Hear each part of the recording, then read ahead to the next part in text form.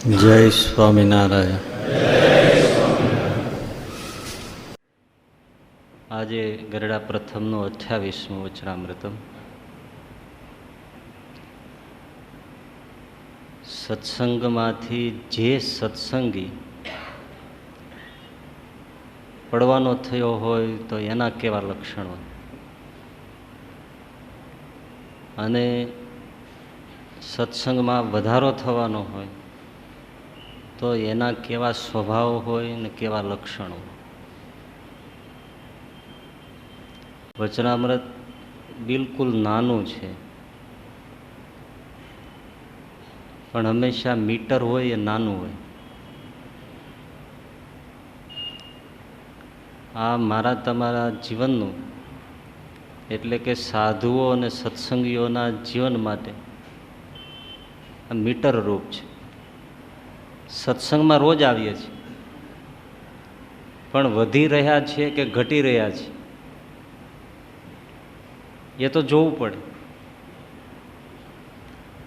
રોજ આવીએ અને જો ઘટતા જતા હોઈએ તો નુકસાની થાય. એ નુકસાની ઓળખાય ક્યારે? કે જોવે તો ને. બહુ જ વિચારપૂર્વક સત્સંગમાં નભવાની જરૂર છે. પણ ઝોલા આવી જાય છે, અને આ ઝોલા ન આવે એટલા માટે આ વચનામૃત છે. મળ્યા પછી છૂટી જાય.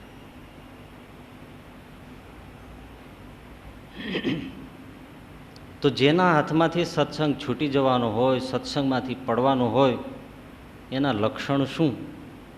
તો શ્રીજી મહારાજે પહેલું લક્ષણ બતાવ્યું કે સત્સંગમાંથી જે સત્સંગી પડવાનો હોય એને પ્રથમ તો અસદ વાસનાની વૃદ્ધિ થાય છે, અને દિવસે દિવસે સત્સંગી માત્રનો અવગુણ જ આવે છે.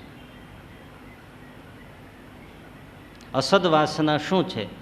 કામની, લોભની, સ્વાદની, સ્નેહની, આ બધી ભૂખ છે.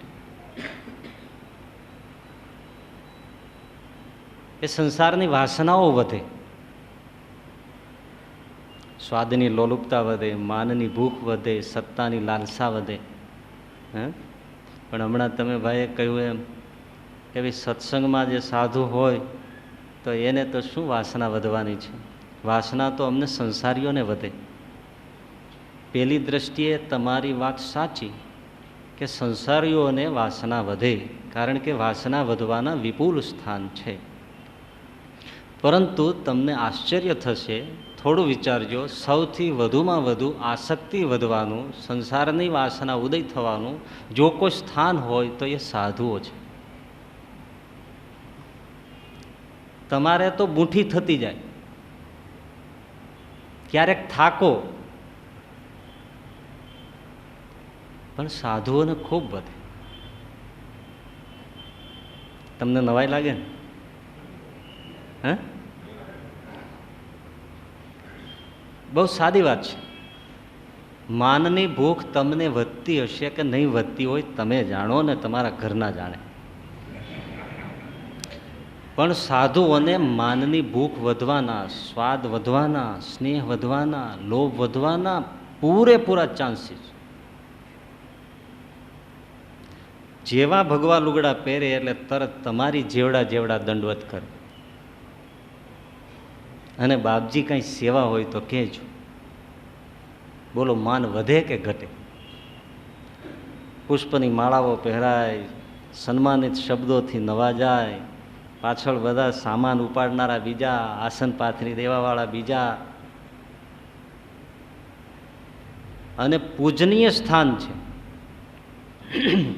એટલે જેટલી રસાકસી કદાચ બીજે ન હોય એટલી આ ગાદી મેળવવાની કેમ સમાજમાં હોય છે? ધાર્મિક સમાજમાં અત્યંત ઉત્કૃષ્ટ માનનું સ્થાન, કે રાજાઓ પણ એને નમે, પ્રધાનો પણ એને નમે. એને જેટલું માન વધે એટલું બીજાને ન વધે. બોલો, સાચું કે ખોટું? એટલે આપણે દેવસ્વામી કહે છે ને કે આપણે સાધુ થયા તો એમાં પહેલી નુકસાની એ કે સિદ્ધ થયા પહેલા પ્રસિદ્ધ થઈ ગયા. વાત એ સાચી. તરત પ્રસિદ્ધિ મળે, તરત સન્માન મળે. તમે ગમે તેવા સ્થિતિવાળા હોય તો તમે અમને જ માન આપવાના છો, અમને જ દંડવત કરવાના છો. તમે ભૂખ્યા રહી નહીં પણ એમને ફળ ફૂલ આપવાના છો. માન વધે. તમને કોઈ 5 દિવસ દંડવત કરે તો તમે જોજો ખરા તમારું માન કેવું વધે છે. હે, સાધુઓને બહુ માન વધે. સ્વાદની પણ એટલી જ લોલુપતા વધે. રોજ નવી નવી રસોઈઓ બોલો. તમારે ક્યાં એવા પડ્યા છે કે રોજ એવા નવરા હોય? રોજ પૂરણપોળી, જલેબી, સાતાન, બરફી બનાવવા નવરા છે કોઈ? ઘરે જઈને મળો ડાપણ કરવા. જો કેરીની સિઝન આવી, હો, કેરીના રસમાં સૂંઠ નાખવી જોઈએ. શેની સૂંઠની વાતો કરો છો? રસ જ નથી તે? એકલો સૂંઠનો બાકડો વારી જાવ, કોઠે નરવી રહે છે, કોઠો સાફ થાય છે.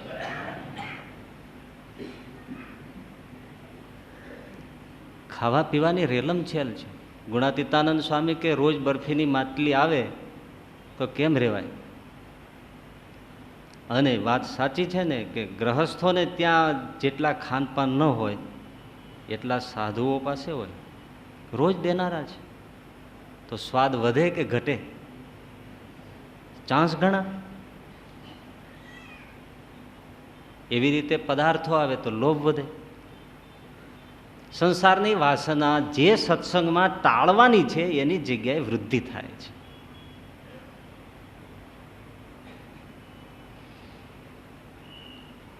પણ બીજી વાત કે તમને સંસારમાં જેટલા માન, સ્વાદ, સ્નેહ, લોભ વધે તો એમાં તમારું કલ્યાણ ન બગડે.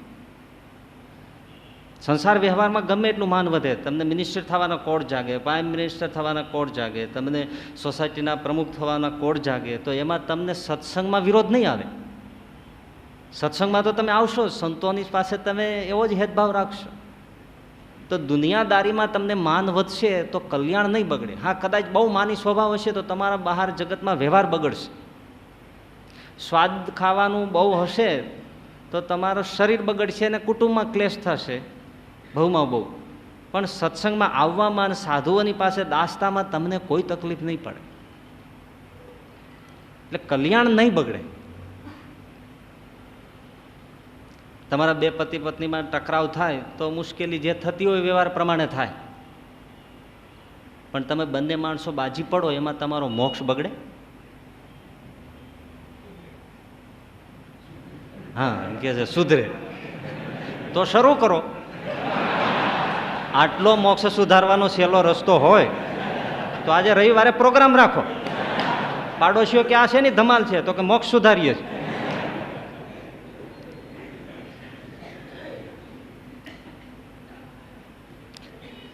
તમે સંસારમાં પરણે ગ્રહસ્થો અને પતિ પત્નીના સંબંધથી જોડાયેલા જુઓ ને, પહેલે વર્ષે પુરુષ બોલે ને પત્ની સાંભળે. પુરુષ હોય નહીં પછી એવા જવા દે બણગા મારે. હું કોલેજમાં હતો, મહારાણા પ્રતાપનો વેશ ભજવતો, નાટકમાં શું આપણી એન્ટ્રી, જુલિયસ સીઝર થતો, ભાઈ ભાઈ સીઆર થતો, સીએસ થતો, આટલા મિત્રો નામ ઓલા બધા સાંભળે, કારણ કે સાંભળી જ રહેવું પડે, નવા નવા હોય. પણ બીજે વર્ષે ઉલટું થાય, પત્ની બોલે ને પતિ સાંભળે. પછી બોલવાનો વારો એનો, સાંભળવાનો વારો આરો. પત્ની તરત શરૂ કરે, આયા છે ઘરમાં ચોખા, ડબલામાં તેલ છે, પૈસા છે ખિસ્સામાં? અને હવે આ પછી રૂંઢ મૂંઢ થઈને સાંભળી રહી. બીજે વર્ષે પત્ની બોલે, પતિ સાંભળે. ત્રીજે વર્ષે બેય બોલે ને પાડોશી સાંભળે. હવે એવો અહમ ધુમાડે જાય અને એવો ડખો થાય, પાડોશીઓ કે જોવો લાગી, જોવો લાગી. ત્રીજે વર્ષે બેય બોલે ને પાડોશી સાંભળે. ચોથે વર્ષે કોઈ બોલે નહીં, કોઈ સાંભળે નહીં. કેમ? છૂટા છેડા.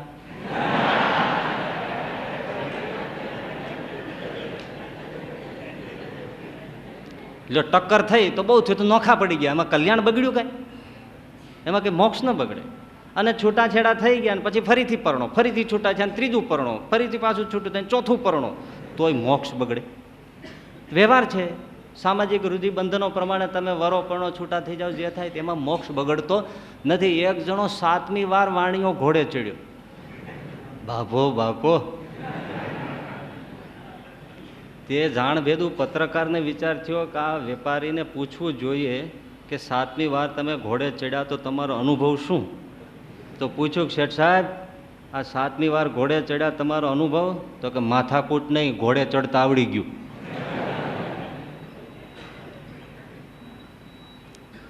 મોક્ષ બગડતો નથી. માનની, સ્વાદની, સ્નેહની ગમે તેટલી સંસારમાં ટક્કર હોય તો સત્સંગમાં વાંધો આવતો નથી. ઘણા એવા હોય છે, બહાર બહુ માની હોય પણ સાધુઓ પાસે ધાસ હોય છે.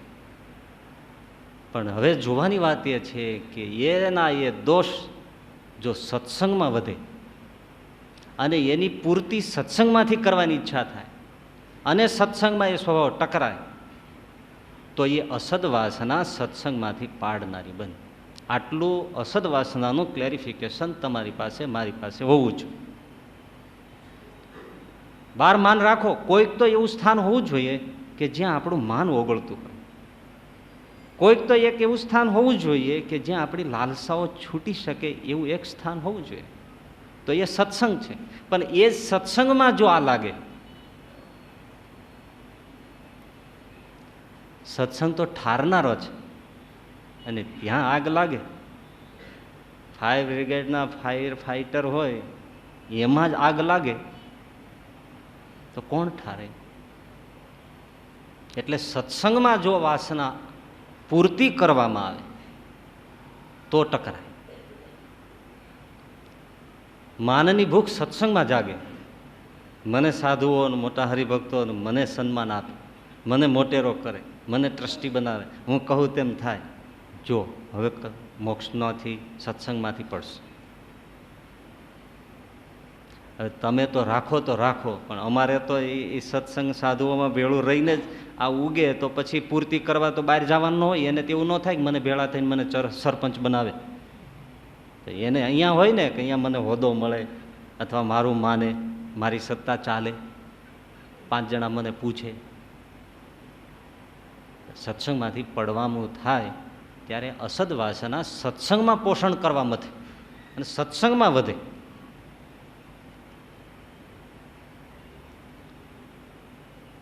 અને એ વાસના કંઈ પૂરી થાય નહીં એટલે ટક્કર થાય, અને ટક્કર થાય એટલે અવગુણ આવે. રામાનંદ સ્વામીનું બહુ સરસ મજાનું એ એકદમ આબેહૂબ દ્રષ્ટાંત ફિટ થાય એવું ને. રામાનંદ સ્વામીને 60 સંતોનું મંડળ, મુક્તાનંદ સ્વામી, સુખાનંદ સ્વામી, આનંદ સ્વામી, સંતદાસજી, હરિભક્તો પણ કેવા મોટા, પર્વતભાઈ, ગોવર્ધનભાઈ, મયારામ ભટ્ટ. એમ જ સ્વામીનો 60 શિષ્યોમાં એક શિષ્ય તે રઘુનાથ દાસ, ભણેલો ગણેલો, વિદ્વાન, કાર્યકુશળ, વહીવટકુશળ, વાચાળ, બધી રીતે બરાબર. હવે એને માનની ભૂખ, અસદવાસનાનો પ્રથમ ઉદય થાય. રામાનંદ સ્વામી પછી હું સત્સંગનો રણિત થયો. હવે સ્વામીને જે રીતે પૂછતા હોય લોકો, જે ભાવ આપતા હોય, એટલે આ ગાદી ઉપર બેસવાના સાધુઓને બહુ કોડ જાગે. રઘુનાથ દાસને થાય કે રામાનંદ સ્વામી પછી તો હું જ છું. કારણ કે સ્વામી પણ એને વ્યવહાર કુશળ, એટલે એને પૂછે, એને આગળ રાખે, એને સાથે ફેરવે. કોઈ કાર્યની સૂચિ હોય તો પણ એમને જણાવે. અને રઘુનાથ દાસને તેમ જ કે બસ મુક્તાનંદ સ્વામી તો ભોળા છે, એને વ્યવહારમાં કંઈ ખબર જ પડતી નથી. ભલે ને વડીલ હોય પણ હવે એ તો ભોળા છે, એટલે એનું કામ નથી આ સત્સંગ સાચવે. ભોળો સત્સંગ, લક્ષાવધિ મનુષ્ય, એના માટે તો હું જ કાબેલ છું.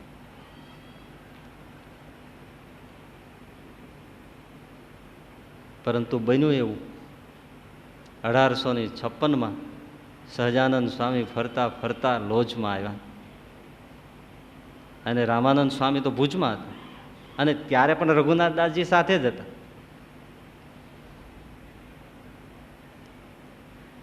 અને 9 મહિના પછી રામાનંદ સ્વામીનું સાથે નીલકંઠ વર્ણીનું એટલે સહજાનંદ સ્વામીનું પીપલાણામાં મિલન થયું, મળ્યા. પણ જેવા નીલકંઠ વર્ણી મુક્તાનંદ સ્વામી વગેરે સંતોની સાથે લોજથી ચાલીને આવ્યા અને રામાનંદ સ્વામી ઊભા થઈ ગયા, એકદમ દોડ્યા, દંડવત કરતા રાખીને છાતી સરસા ચાટા, આંખમાંથી આંસુઓની ધારા વહેવા માંડી. રામાનંદ સ્વામી જાણે પાગલ થઈ ગયા હોય એવા થઈ ગયા.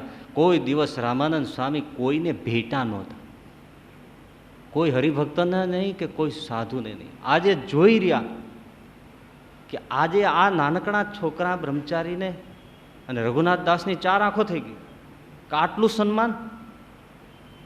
આ ઉદ્ધવ અવતાર રામાનંદ સ્વામી ગમે તે આવે પોતાના આસન ઉપરથી ઉઠે નહીં, અને એનો અંક તો કુંવારો હતો, કોઈને ભેટ્યા નથી. અને આજ અને આંખમાંથી આટલા આંસુ, પીઠ થાબડતા જાય ને રામાનંદ સ્વામી બોલતા જાય, એ મુક્તાનંદ, એ સુખાનંદ, એ સાંભળો સાંભળો સાંભળો, વર્ષોથી અમે જેની રાહ જોતા હતા ને એ આવી ગયા છે, આવી ગયા છે.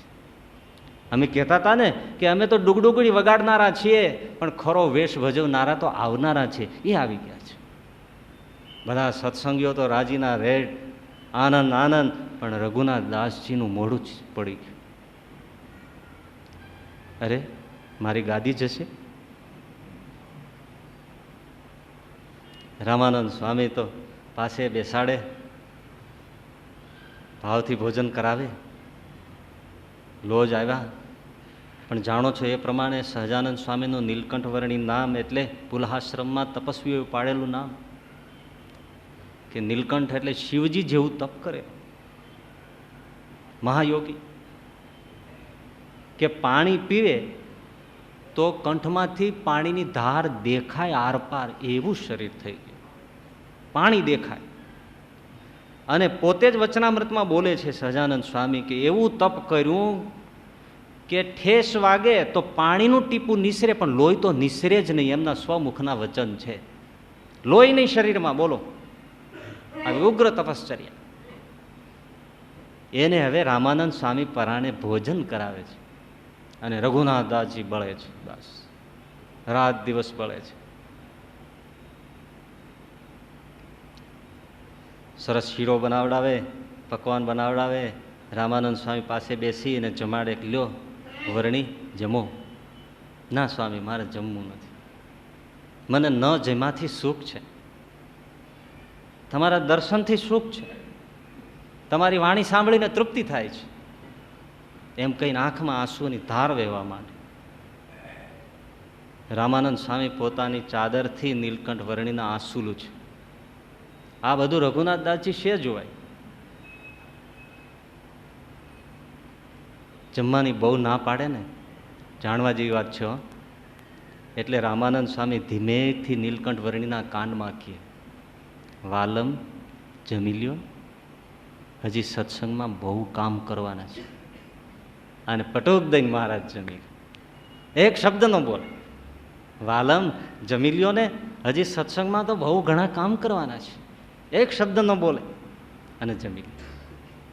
શું કાનમાં કહે છે એ રઘુનાથ દાસને સમજાય નહીં, પણ એને કાનમાં કાંઈક કહે છે, અને રઘુદાસને ભણકા વાગે કે ગાદીના ધણી તમે છો, એમ કહે છે. બહુ સમજવા જેવું પાત્ર છે. અને મહારાજ કીધું ને વચનામૃતમાં, અહીંયા લક્ષણો બતાવતા કે દિવસે ક્યાંય સુખે કરીને બેસે નહીં, રાત્રે નિદ્રા પણ આવે નહીં, અને અર્ધ બળેલા કાષ્ટની પેઠે ધૂંધવાયા કરે. કોઈ પણ એક વાસનાનો ઉદય થશે તો આ જ દશા આવશે. તપશ્ચર્યા એવી જમાડે છે, છતાં શરીરમાં મહારાજ કે અમે એવું તપ કર્યું કે પસીનો વળે નહીં. કે અમે સાંભળ્યું હતું કે પસીના દ્વારા પણ શુક્ર વહી જાય છે, એટલે અમે એવું તપ કર્યું કે પસીનો જ વળે નહીં. પણ શરીર માટે, સ્વસ્થ શરીર માટે પસીનો આવશ્યક છે. રામાનંદ સ્વામીએ પસીનો વળે એટલા માટે નીલકંઠ વર્ણીને સહજાનંદ સ્વામીને આવળના પાન લાવી લસોટી લોપરી બનાવીને આખા શરીરે એના પાટા બંધાવે. આવું કંઈક ઉપચાર હશે, એ સ્વામી જાણતા હશે. અને પેલો રઘુનાથ દાસ છે એ વાતો કરે, રે રે આ રામાનંદની 60 વર્ષે બુદ્ધિ નાઠી. એક ઉત્તર ભારતથી રખડતો રખડતો છોકરો આવ્યો છે. જોજો શબ્દો એના, બેઠા શબ્દો છે આ. એક ઉત્તર ભારતથી રખડતો એક છોકરો આવ્યો છે.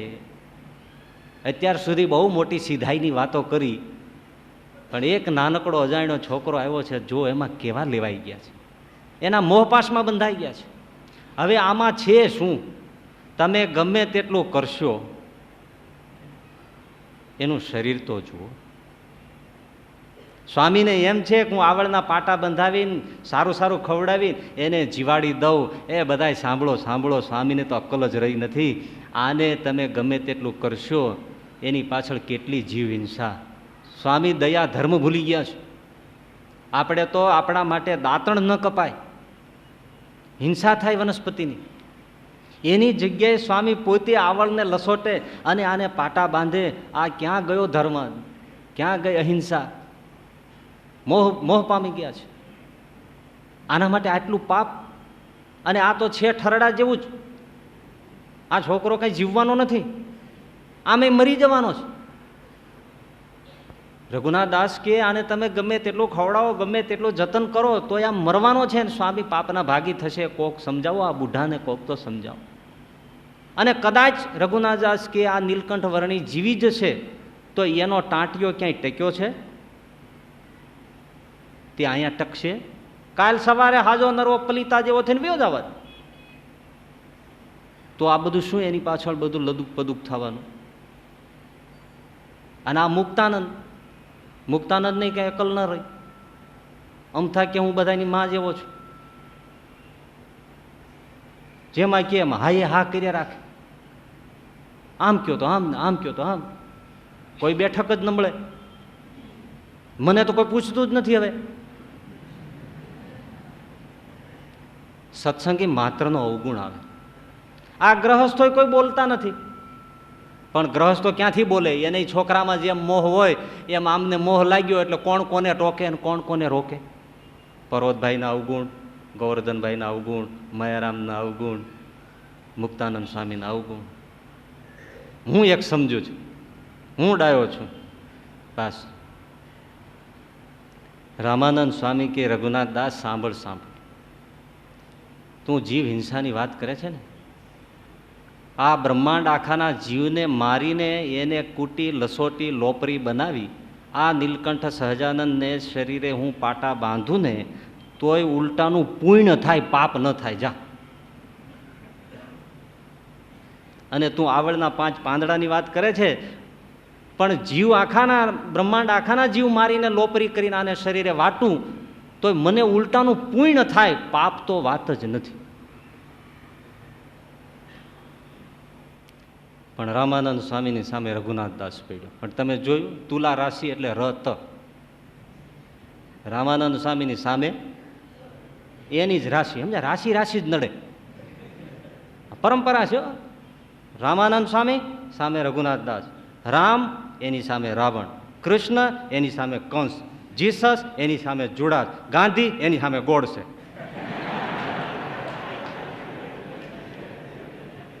એટલે જેને કોઈને ઘરમાં બે રાશિના ભેળા થયા હોય, આ તો હું રમૂજમાં કહું છું, વળી પાછા નહીતર મને ખરેખર થોડા વખત પહેલા પૂછવા આવ્યું મને કે તમે એકવાર આવું બોલેલા કે રાશિ રાશિમાં લગ્ન ન કરાય, સાચું? એવું નહીં, તમે મૂર્તિમાન રાશિ જ જો.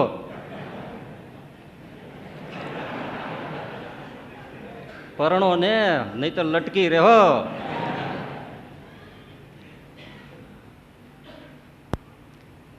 રામાનંદ સ્વામીનો અવગુણ આવે છે. એમાં તો રામાનંદ સ્વામીએ નીલકંઠ વર્ણીને ગાદીએ બેસાડી, ધુરા સોંપી દીધી, દેહ ત્યાગ કરી દીધો. રઘુનાથ દાસ ઉના દૂધ સામે બિલાડું તાકી રહે એમ તાકી રહ્યો. હક વયો ગયો. હવે ક્યાંય નિરાશ થતી નથી. સત્સંગમાં ફરે બધીએ, ફરતા ફરતા છેક જેતલપુર ને અમદાવાદ બધા સત્સંગીઓને ભેળા કરે. સાંભળો, રામાનંદ સ્વામીએ મને સર્વ ઐશ્વર્ય આપ્યું છે, મારામાં એ અંતર્યામી રૂપે પ્રવિષ્ટ છે. હું સર્વશક્તિમાન છું, ગાદીનો અધિકારી છું, બાકી બીજા કોઈ રણીધણી નથી. કલ્યાણ જોતું હોય એનો ખરો વારસદાર તો હું છું. બધા સત્સંગીઓ હોય, સમજણ સરખી હોય, ભરમાઈ જાય ભાઈ. આજે ભરમાય છે, ત્યારેય ભરમાય. બધા કે વાત સાચી હો, કારણ કે રઘુનાથદાસ આમ બધું પહેલેથી ઓળખાણ, વર્તન બર્તન બધું સ્વામીની હારે રાખે, એટલે સૌ એને માને પૂજે, સત્સંગ થવા માંડ્યો. રામદાસ સ્વામી હતા, ભાઈ રામદાસજી, એમણે મહારાજને મુક્તાનંદ સ્વામીને કાગળ લખ્યો કે આ બાજુ તો રઘુનાથદાસજી બહુ રંજાડ છે, હરિભક્તો બધા મતભેદ થવા માંડ્યા છે, રામાનંદ સ્વામીનો સત્સંગ ચૂથાઈ જશે. શ્રીજી મહારાજ આવ્યા છે, રઘુનાથદાસને મળવા ગયા સામે ચાલે.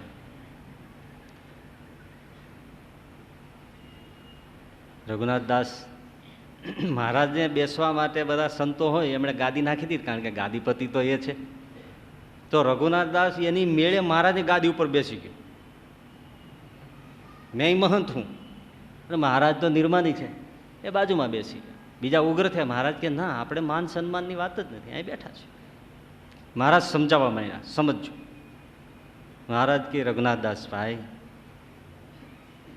આપણે બધા એક કહેવાય, સમજો. સત્સંગમાં હંપીને રહ્યો, સ્વામીએ જે કર્યું એ પ્રમાણે આપણે રહેવું જોઈએ. અમે કાંઈ ઈચ્છા કરી નથી, અમારી કોઈ માગણી નથી, છતાંય સ્વામીની જે ઈચ્છા એમાં મારે તમારે રહેવું જોઈએ. છતાંય તમને જો ઈચ્છા હોય તો હું તમને અમદાવાદ દેશના તમને મહંત કરી દઉં, તમે સાચવો સત્સંગ, અમને કોઈ વાંધો નથી. રઘુનાથદાસ કાંઈ બોલતા નથી.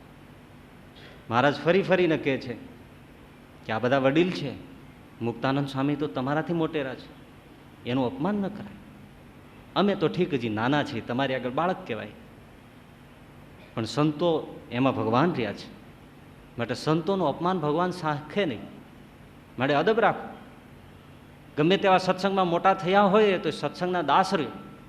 એટલું કહ્યું ને રઘુનાથદાસ વિફર્યા. સાંભળો, તમારી ઉંમર શું છે મારી આગળ, તમારો અનુભવ શું છે, વળી તમારો વિદ્યાભ્યાસ શું છે, હું તમને જાણું છું. ગાદી પડાવવા માટે તમે સ્વામીને ભોળવી લીધા છે, એવી મીઠી મીઠી વાતો કરી અને ભોળવી લીધા. બહુ મોટા તપસ્વી છો એમ માનીને શરીર સૂક્યું, નિસ્પૃહી છો એમ માનીને કોપીનભેર રહ્યા, નિર્માની છો એમ માનીને શાણવાસીદા કર્યા. એટલે સ્વામી તમારી લપેટમાં આવી ગયા અને સ્વામીએ તમને ગાદી સોંપી દીધી. આ બધું તમારું કાવતરું હતું. જો તમે ખરા તપસ્વી હોત, ખરા નિસ્પૃહી હોત, તો અત્યારે કેમ કોપીનભર રખડતા નથી? અત્યારે કેમ ભક્તો સરસ મજાના વસ્ત્રો લાવે તો પહેરો છો? અત્યારે ભક્તો સરસ મજાના થાળ લાવે છે તો શું કામ જમો છો? તપનું અંગ હતું તો કેમ નથી મીંઢી આવડને મરચા કાયમ ખાતા? તો આ તમારું દેખીતું નથી ષડયંત્ર? સાંભળનારાને શું થાય? સાચું કહેજો. હા, અવગુણજી જે આખી આખી આખી આખી જે થિયરી છે ને, એ બહુ જાણવા જેવી હોય છે. પાછળનું કંઈ દેખાય નહીં, સામે બધું દેખાય. મહારાજ મૌન છે. માટે તમારે સત્સંગમાં રહેવું હોય તો તમે આ હું કહું એમ રહો, નહીં તો સત્સંગ છોડીને ચાલ્યા જાઓ. આમ જે આ વાત થાય છે ત્યાં બાર કોલાહલ બોલ્યો. મહારાજ તો અંતર્યામી છે. સંતોને કીધું, સંતો હવે રઘુનાથદાસભાઈ તો કાંઈ માને એમ નથી, કાંઈ સમજી એમ નથી, હશે હાલો આપણે અહીંયા રહેવું એ ઠીક નથી. એટલે ઉઠીને બીજે દરવાજેથી બહાર નીકળ્યા. આ બાજુ શું બનેલું, અમદાવાદની અંદર લોલંગર બાવાના બધા બાવાઓ બધા રખડે કે સહજાનંદ જીવન મુક્ત હાથ આવે ને તો ટાટિયા ભાંગી નાખવા છે. અને એને ખબર પડી કે આ જગ્યાએ બેઠા છે ને એ બધા ધોકાન ચીપિયા લઈને આવ્યા. અને આવીને જોયું તો ગાદી ઉપર તો કોણ બેઠું હતું ભાઈ? એ રાહા જીવન મુક્તા, ત્યાં કોણ ઓળખે છે? મહારાજ તો નીકળી ગયેલા ક્યાંય, પૂછ્યા ઘાંસ્યા વગરના, ધોકા લાકડી, ધ્રુવાંગ ધ્રુવાંગ. બાપા હુલડ બોલ્યું, આખું જુહાપુરાણ ટોળું આવ્યું. બોલો,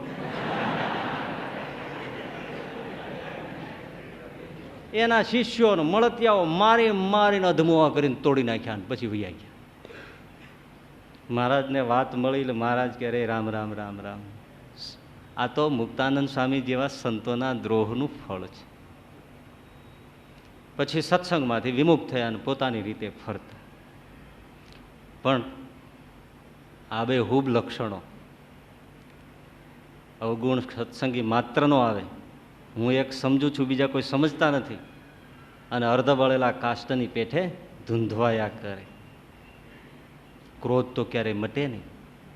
મહારાજ કે આવા લક્ષણો જણાય ત્યારે જાણવું કે સત્સંગમાંથી પડવાનો થયો છે. જે વાસના સત્સંગમાં પૂરી કરવા ઈચ્છે છે, પછી સાધુ હોય કે ગ્રહસ્થ હોય. મેઘજીભાઈ હતા માંગરોળના, તો એ ગ્રહસ્થ હતા, પણ છતાંય એમને સત્સંગમાં પોતાનું માન પૂરું કરવાની ઈચ્છા થઈ તો એમનું પણ પતન થયું. ભગવાને ઉગારી લીધા. સત્સંગમાં પૂર્તિ એટલા માટે ન થાય, સત્સંગ એના માટે નથી.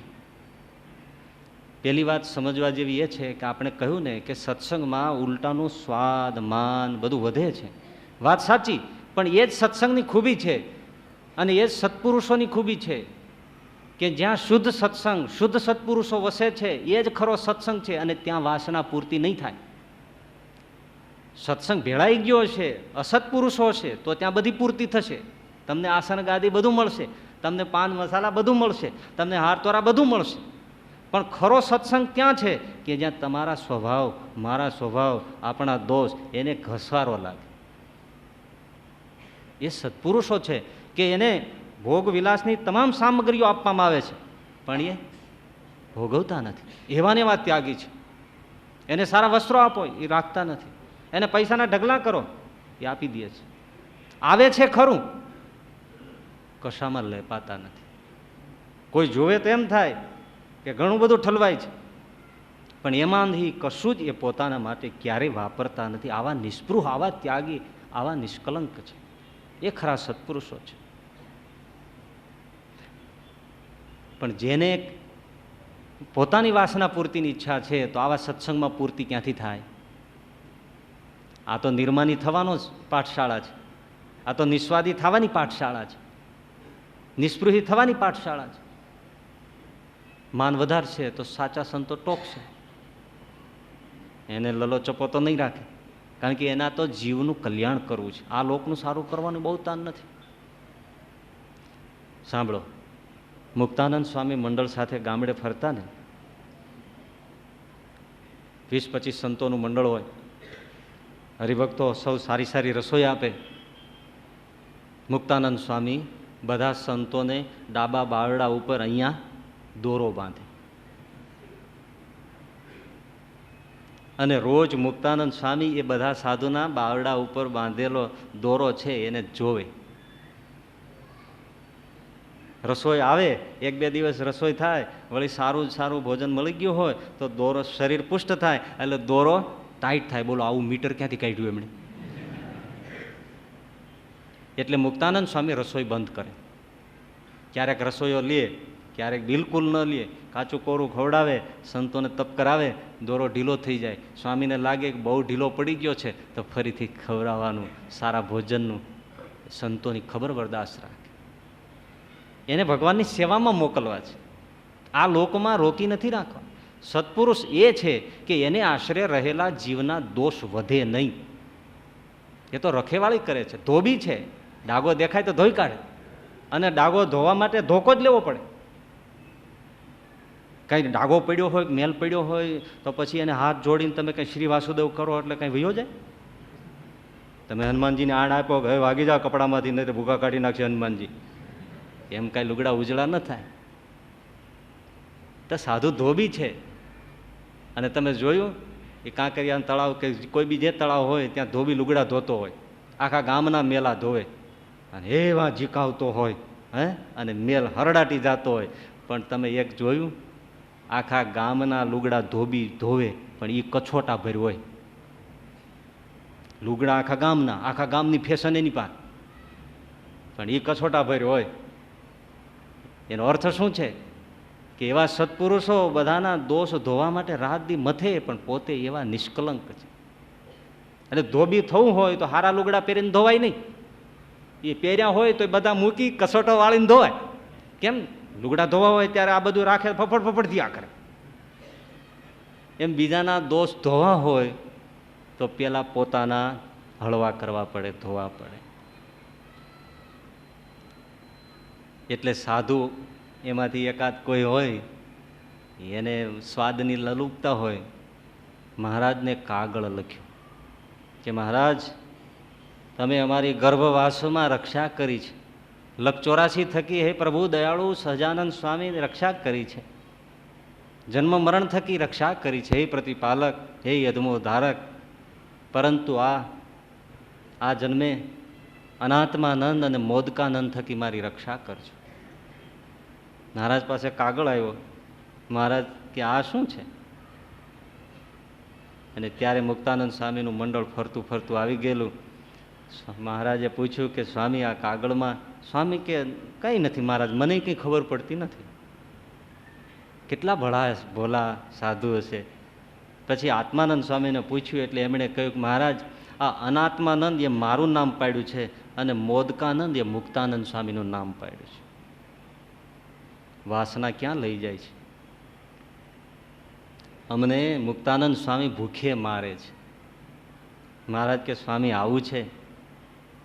મહારાજ એવું લાગતું હશે, પણ મારો તો આ આશય હતો એટલે હું આવું કરતો હતો. મહારાજ ઊભા થઈને સ્વામીને ભેટી પડ્યા.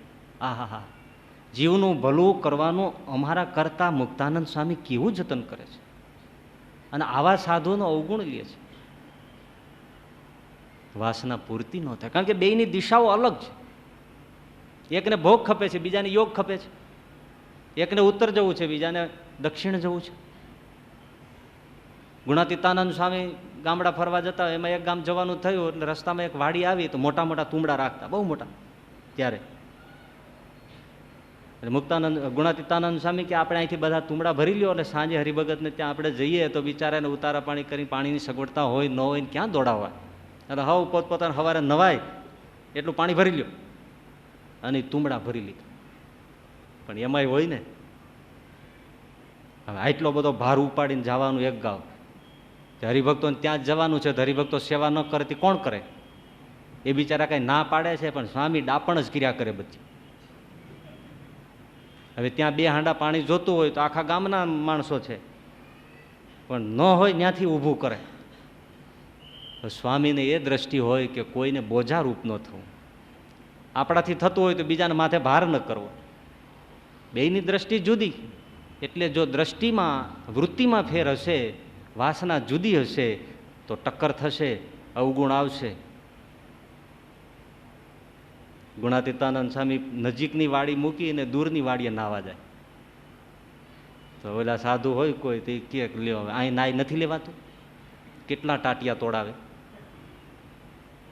કોણ કીએ, પણ કેવા જાઓ તો ધકવા માંડે, બોલાવ્યા થાય નહીં. આપણું કોઈ માને નહીં, નહીતર આપણે સમજીએ એવું કોઈ ન સમજે. કોઈએ કીધું સ્વામીને, સ્વામી તમે નજીકની વાડીએ નાહી લેતા હોય તો અમુક સંતો એમ કહે છે, સ્વામી કે અરે ભગવાન, એને શું જીવની ખબર પડે, કલ્યાણની શું ખબર પડે? એ નજીકની વાડીએ તો આપણે 1-2 દી ગયા, પછી એને સત્સંગ કરાવી દીધો. હવે દૂરની વાડીએ જઈએ, કોઈની વાડીએ સ્નાન કરીએ, નવાની ઓળખાણ થાય, મહારાજની વાત કરીએ, સત્સંગી થાય, એ બિચારા ભવપાર થાય. આપણે તો કલ્યાણ કરવા રખડીએ છીએ, કંઈ નાઈને બેસી રહેવા થોડા રખડીએ છીએ. પણ જીવની દ્રષ્ટિ અને સંતની દ્રષ્ટિમાં ભેદ છે.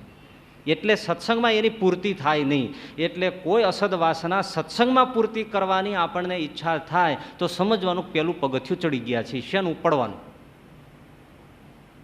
હવે પતન નજીક છે. પોતાની વાસના પૂર્તિ ન થાય એટલે બીજામાં અવગુણ દેખાડે. દોષ કોનો છે? દોષ પોતાનો છે. એક જણ ઓફિસે આવ્યો છે ને પત્નીએ ફરિયાદ કરી, એ કે લોકોમાં ક્યાંય હવે પુણ્ય જેવું રહ્યું નથી, ધર્મ જેવું કંઈ રહ્યું નથી, સદાચાર જેવું કંઈ રહ્યું નથી, લોકો બધા બગડી ગયા, કળયુગ તો માજા મૂકી દીધી છે, ધુમાડે ગયો છે કળયુગને, જ્યાં જોવે ત્યાં બસ હાહાકાર છે, આમાં કેમ જીવવું? એટલે પેલો કે પણ તને શું થયું? કળયુગ જ્યાં જવું હોય ત્યાં જાય, તને શું વાંધો છે? અને આપણે જીવવું તો હોય ને, પણ આપણને કોણ મારી નાખે છે? હું નથી બગડ્યો, કાંઈ બીજું નથી થયું, તને શું તકલીફ છે? તકલીફ તો તમે વૈયા જાઓ ઓફિસે, અમે ઘરે હોય, અમારે તકલીફ હોય. પણ તને શું તકલીફ છે?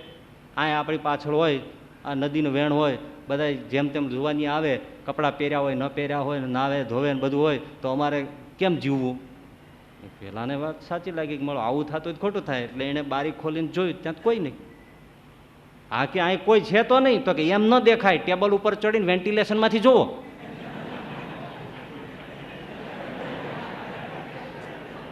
હવે વેન્ટિલેશનમાંથી તારે કોઈ લુગડા પહેર્યા છે કે નથી પહેર્યા એ જોવા હું કેમ ચડવું જોઈએ? છતાંય ઓલો બિચારો કેટલો કહાગરો કંથ છે. એ બિચારો ગયો ને ઓલા બધા સમજાવે, ભાઈ અહીં બધા લોકો રહેતા હોય, અમે નજીક રહેતા હોય, બાલ બચ્ચાવાળા દીકરા દીકરીઓ હોય, તમે અહીંયા આવી રીતે નાવ, કપડાં પહેર્યા ન પહેર્યા બધું તમે છટા જઈને નાવ. એટલે કે સારું, કોઈને એવું થતું હોય તો અમે અહીં નહીં નાહીએ. બીજે દિવસે આવી પાછી ફરિયાદ કરી. પેલો કે હવે શું છે? હવે તો કોઈ છે નહીં. ટેબલ ઉપર ચડ્યો, વેન્ટિલેશનમાં જોયું, કોઈ નથી અહીંયા. હવે શું છે? તો કે એમ થોડું દેખાય, આલ્યો છે, દૂરબીનથી જોવો જોઈએ.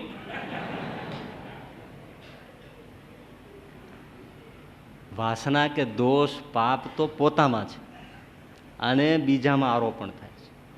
સંત નિર્દોષ છે એમાં દોષ દેખાય છે. ક્યારે? અસદ વાસના જાગે ત્યારે.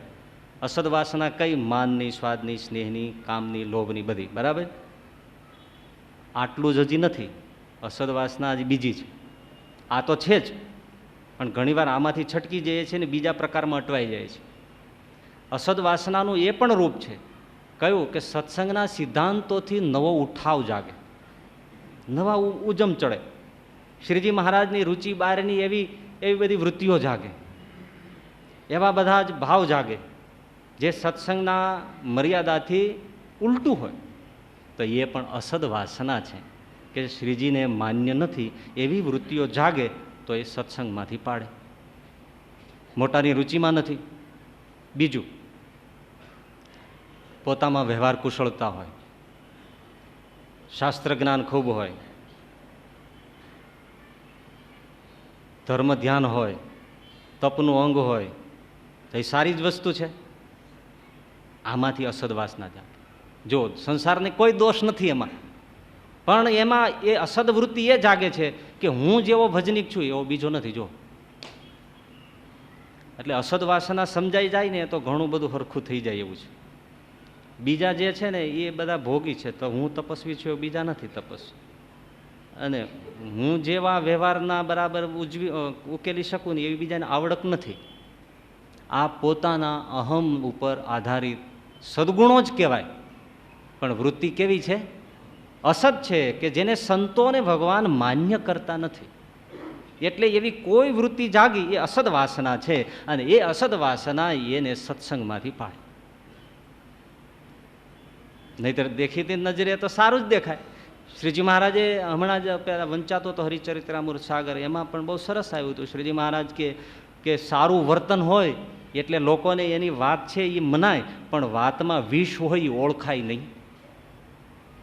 તો બીજાને ન ઓળખાય, પોતાને ન ઓળખાય કે મારામાં ક્યાં કાંઈ ખોટ છે. પણ હું જે સમજું છું એ આ સમજતા નથી. ઉપાસનાનો મોટો દોડ હોય કોઈ જુદી જાતનો.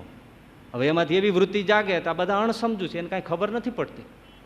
એટલે બધા ન્યૂન લાગે, હલકા લાગે, નિમ્ન લાગે.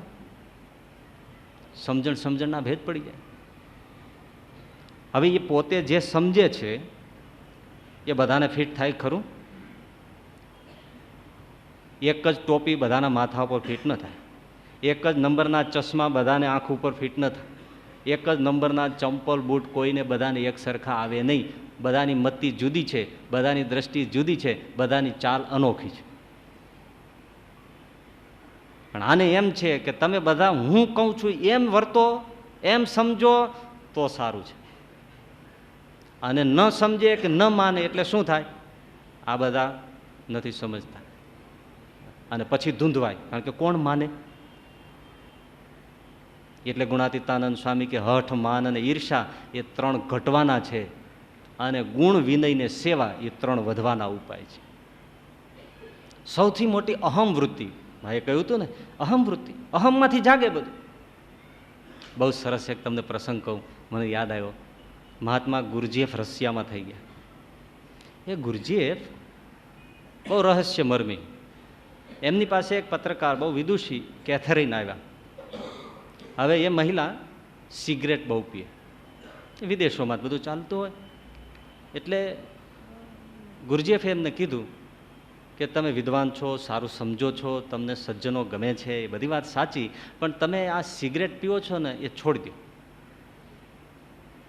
એટલે કેથરીને એમ કહ્યું કે છોડવી કઠણ છે, મને વર્ષોની આદત છે. એટલે ગુરુજીએફે કહ્યું કે વર્ષોની આદત હોય કે કાલની આદત હોય, જેનું દ્રઢ મનોબળ હોય એના માટે કશું અશક્ય નથી. જો તમારામાં દ્રઢ મનોબળ હોય તો થઈ શકે. કેથરીનને એમ લાગ્યું કે ઓહો, દ્રઢ મનોબળની જ વાત છે. અને એમણે દ્રઢ મનોબળ જે વાત થઈ એના લક્ષ્યમાં એને અહમનો ટોકો લાગ્યો અને દ્રઢ મનોબળ કેળ્યું, સિગરેટ છૂટી ગઈ. 1 વર્ષ પછી પાછા આવ્યા. હવે મજાની વાત છે. એટલે ગુરુજીએ કીધું કેમ છે બધું?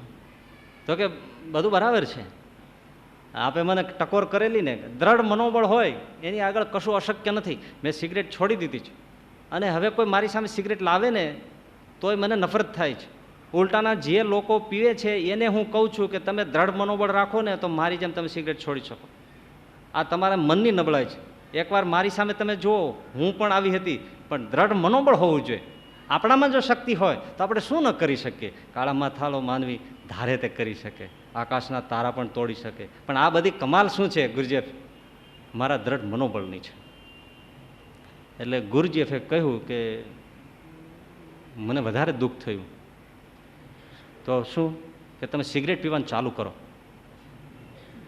એવી કેવી વાત કરો છો? તો કે સિગરેટના નશા કરતાં 1000 ગણો નશો તમે કરી રહ્યા છો, અને એ નશો અહંકારનો છે. એના કરતાં સિગરેટનો નશો ઓછો તો 2 કલાકમાં ઉતરી જતો હતો.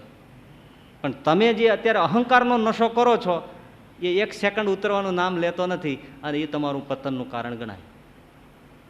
માટે આ ભયંકરમાં ભયંકર નશો અહંકારનો નશો છે કે જે જાગતા તો લાગેલો હોય, ઊંઘમાં પણ એવો ને એવો સતેજ હોય નશો. એને બીજી વાર ફૂંક ન મારવી પડે. એકવાર ફૂંક લાગી એ લાગી પૂર. એવો નશો સત્સંગમાં આવ્યા પછી સદગુણનો લાગી જાય. સિગરેટ છોડવી સારી છે, દુર્ગુણો છોડવા સારા છે, પણ એના પછી જો અહંકારનો નશો ચડી ગયો તો એ મોટું અહંકાર પતનનું કારણ બને. પણ એ સમજાઈ જાય તો, અને પછી અહંકાર છવાઈ જાય ને પછી એ દ્રષ્ટિ પલટાય. પંક્તિ પડેલી અને બધું પીરસાય, એમાં એક જણો દૂધપાક પીરસે. હવે દૂધપાકની ડોલ લઈને માણસ શું થયું? ભાગ્યો, ગટર પાસે જઈને મળ્યો આમ ડોયાથી ઠલવવા. એટલે કોઈએ કીધું ભાઈ તું શું કરે છે? તો કે દૂધપાકની ડોલમાં કીડી છે પણ નીકળતી નથી. તો કે દૂધપાકમાં કીડી નથી, તારા ચશ્માના કાચ પર કીડી છે. આ આખી ડોલ ઠલવી નાખીશ ને તો એ કીડી નહીં નીકળે.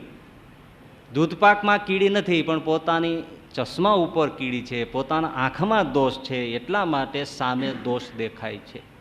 આંખ ચોખ્ખી થાય તો દુર્ગુણો દેખાતા બંધ થઈ જાય. પણ પોતાની નબળાઈ, પોતાનો દોષ બીજા ઉપર આરોપવો અને પછી એની ટક્કર થાય, સત્સંગમાંથી પડે. પછી લેવાય શું? અવગુણ. દોષ જ દેખાય. આવરણ મોટું છે ને. પોતાને ગુણી માને એટલે આપોઆપ બીજા દુર્ગુણી થયા. બસ સીધો રસ્તો જ. પોતાને ગુણી માન્યો એનો અર્થ જ એ છે કે બીજા દુર્ગુણી છે, અને પોતાને દુર્ગુણી માને તો આપોઆપ દાખલો સરળ છે, બીજા ગુણી છે. અને અવગુણ તમે લ્યો કે હું લઉં તો અવગુણ શું છે? કોઈ સુગંધી વસ્તુ નથી, દુર્ગંધી વસ્તુ છે. નામ લઈએ તોય બળતરા થાય છે. અવગુણ નામ બોલીએ ને તોય બળતરા થાય. તો જે લેતો હોય એને શાંતિ હોય. એટલે મહારાજ કહે છે કે રાત દિવસ મૂંઝાયા કરે, સુખેથી બેસે નહીં, અને રાત્રે સૂવે તો નિદ્રા પણ આવે નહીં. અર્ધ બળેલા કાષ્ટની જેમ ધૂંધવાયા કરે. ન પૂરું સળગી જાય, કારણ કે સળગી શકે એવું કોરું નથી, અને ઠરી જાય એટલું ભીનું નથી. ધૂંધવાયા કરે, પોતાને પીડા આપે. જેવું ભરીએ એવું મળે. 2 વાસણ મૂકીએ, બહુ સીધી વાત. એકમાં તમે સળગતા કોલસા ભરો, એક વાસણમાં, એક તપેલામાં, તો શું નીકળે તપેલામાંથી? તપેલું ગરમ થાય કે ઠંડુ? અડી શકાય? હૈયામાં અવગુણ ભરીએ, અવગુણના કોલસા ભરીએ તો હૈયું તપી જાય, પછી શાંતિ ન રહે. અને બીજા જ તપેલામાં બરફ ભરીએ, બરફ ભરો, તપેલું ઠંડુ થઈ જાય, એમ બીજાના ગુણ લઈએ તો શાંતિ થઈ જાય, હૈયું ટાઢું થઈ જાય. હૈયું ટાઢું કરવું છે તો ગુણ લ્યો, હૈયું તપાવવું છે, મૂંઝાઈને મરવું છે તો અવગુણ લ્યો, તો શાંતિ નહીં રહે. દ્રષ્ટિનો સવાલ છે. તમે જુઓ, અમુક સાધનાઓમાં ત્રાટક પદ્ધતિ આવે છે કે તમે જેનું ત્રાટક કરો ને એના ગુણ આપણા ઉપર સંક્રમણ થાય. ચંદ્રનો ત્રાટક કરો તો આંખોમાં અને શરીરમાં શીતળતા આવી જાય. ત્રાટકનો વૈજ્ઞાનિક સિદ્ધાંત છે. સૂર્યનું ત્રાટક કરો તો શરીરમાં ગરમી આવી જાય. દીપકનું ત્રાટક કરો તો આંખમાં ગરમી આવી જાય, અને જ્યાં દ્રષ્ટિ એકાગ્ર કરો ત્યાં સળગી ઉઠે. જાજલી મુનિએ પેલી બગલીને બાળીને ભસ્મ કરી. આ બધા દીપક ત્રાટક છે. જેના ઉપર આપણી દ્રષ્ટિ ત્રાટક કરે એવા ગુણ આપણામાં આવે. અવગુણ બળતી મશાલ છે, અગ્નિ છે, ભઠ્ઠો છે, એની સામે જ્યારે આપણે દ્રષ્ટિને ત્રાટક કરીને ઠેરાવીએ છીએ ત્યારે આપણે સળગ્યા વગર રહીએ નહીં, સંક્રમણ જ થાય. એટલે મનને શાંતિ જોતી હોય તો શીતળ વસ્તુ ઉપર એકાગ્ર થવું જોઈએ. ભગવાનની મૂર્તિ છે, સાચા સત્પુરુષ છે, સત્પુરુષોના ગુણો છે, ભગવાનના સાચા ભક્તો છે, એના શબ્દો છે, ભગવાનનું નામ છે, શાંતિ થઈ જાય. દુર્ગુણો ઉપર એકાગ્ર થાય તો હયું સળગવા માંડે. છતાં આપણે સમજતા હોવા છતાં ત્રાટક ત્યાં કરીએ છીએ અને આશા શાંતિની રાખીએ છીએ. આ આપણી મૂઢતા છે. એક મજાની બીજી વાત કહું. એક નગરીમાં કઠિયારો આવ્યો અને ચંદનના લાકડા વેચવા આવ્યો. લાકડાનો પથારો કરીને બેસે, પણ કોઈ લાકડું વેચાય નહીં. ચંદન મોંઘું કોણ લે ભાઈ? રાજાની રોજ સવારી નીકળે, રથમાં બેસી રાજા ફરવા નીકળે, રાજાની નજર જાય, ચંદનના લાકડા પડ્યા હોય પણ રાજા નીકળે. આને એમ થાય કે રાજાજી છે એ તો લેશે ને, પણ રાજાજી ના લે. પછી આ કઠિયારાને એમ થવા માંડ્યું કે રાજાજી જો મરે ને તો મારું ચંદન ખપે, કારણ કે તો એને બાળવા માટે જોશે, અગ્નિ સંસ્કાર માટે તો ચંદન જોશે. એ કઈ આવળિયા બાવળિયામાં તો ન જ જાય, એ તો આપણી જેવા બધા વેઢામાં હળગી જાય. એને તો ખુશ્બુદાર ચંદન હોય. એટલે હવે એક જ વિચાર છે, કોઈ ખરીદે એમ નથી, પણ જો આ ચંદન પડ્યું છે 10 મણ, એ જો રાજા મરે તો જ કામનું છે. રોજ વિચાર થાય, રોજ વિચાર થાય. જો વિચારો કેવા બાળે છે, બહુ વૈજ્ઞાનિક છે. રાજા ત્યાંથી નીકળે, થોડા દિવસ થયા ને તો રાજાને એમ થવા માંડ્યું, કઠિયારાને જોઈને એમ થાય કે આને ફાંસીએ ચડાવી દો, આને મારી નાખું, ઊભી બજારે ગરદન મારું, રાયરા જેવા ટુકડા કરું. પણ રાજા તરત મૂઢું ફેરવી જાય. 10 દિવસે રહેવાયું નહીં ને પછી દિવાનને કીધું, દિવાનજી આ કઠિયારાને હું જોઉં છું અને મને ફાંસીએ ચડાવી દેવાનું મન થાય છે, મને કાપી નાખવાનું મન થાય છે. એને કંઈ મારું બગાડ્યું નથી, મેં એનું કાંઈ બગાડ્યું નથી, તો આવું શું કામ થાય છે, મને કંઈ સમજાતું નથી. રાજા બહુ ચિત્ત શુદ્ધિવાન હશે સમ્રાટ, એટલે એને દિવાનને વાત કરી. દિવાને જોયું તો એને હિલચાલ ઉપરથી ખ્યાલ આવી ગયો. એટલે રાજાને કીધું કે તમારે કુભાવ છે એ તમને દુઃખ આપે છે. તો કે કોઈના પ્રત્યે મારી પ્રજા છે, મને એમ થાય કે નિર્દોષોને ફાંસીએ ચડાવી દઉં, મારું ચિત્ત બગડી જાય, અને કાલ સવારે મારાથી હુકમ અપાઈ જાય અને એક નિર્દોષ માણસ ફાંસીએ ચડી જાય તો કાલ સવારે મારે પ્રભુના દરબારમાં જવાબ દેવો પડે. માટે મને એટલી બધી ઉગ્રતા આવે છે કે મારે ત્યાંથી રથમાં જઉં છું તો એમ થઈ જાય હું ખૂન કરી બેસીશ. મહારાજ તમારે કુભાવ મટાડો હોય તો એક કામ કરો. શું? એ કઠિયારા પાસેથી તમે રોજ 1 મણ ચંદન વેચાતું લ્યો અને પછી દેવ મંદિર જ્યાં ત્યાં તમને ઈચ્છા લાગે ત્યાં ભેટમાં આપો. રોજ એ અબાધિત નિયમ પ્રમાણે 1 મણ ચંદન ખરીદો. અને રાજા નીકળે, નીચે ઉતરે, 1 મણ રોજ ખરીદી રોજ. તો 10 મણ તો 10 દિવસમાં વયું ગયું. કઠિયારો બીજું લાવવા માંડ્યો, આ તો ઉપડવા માંડ્યું રોજે. વિચાર થતો તો રાજા મરે તો 10 મણે વેચાય, પણ આ તો રોજનો ગ્રાહક થયો. હવે વિચારે છે કે રાજા ખૂબ જીવે, હવે રાજા ખૂબ જીવે, જેટલું લાંબુ જીવશે એટલો મારો વેપાર ચાલશે. આ મરે ને, હે ભગવાન ઉસકી આયુ લંબી હો, હે પરમાત્મા हमारे सम्राट को 100 साल की आयु प्रदान करो. રાજાને શાંતિ થઈ ગઈ. રાજા કે દિવાનજી આવું કેવું? હવે મને એમ થાય છે કઠિયારો બહુ ભલો માણસ છે, બહુ રૂડો છે.